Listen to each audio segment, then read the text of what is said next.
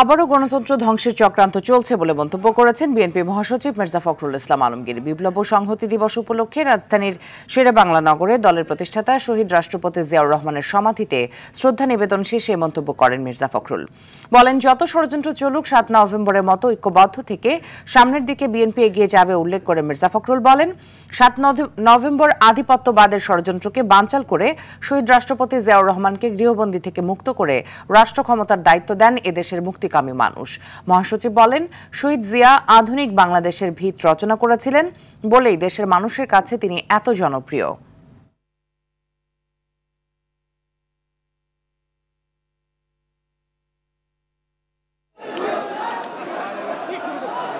যখন বাংলাদেশে বিভিন্ন রকম এই গণঅভ্যুত্থানের পরে যখন বিভিন্ন রকম ভাবে একটা প্রচেষ্টা চক্রান্ত চলছে এই গণতন্ত্রকে আবার ধ্বংস করার জন্য, সেই মুহূর্তে এই ৭ই নভেম্বর বিপ্লব ও সংহতি দিবস আমাদেরকে সেই পথেই যেতে অনুপ্রাণিত করে, যে পথে সত্যিকার অর্থে আমরা বাংলাদেশে গণতান্ত্রিক রাষ্ট্র নির্মাণ করতে পারবো।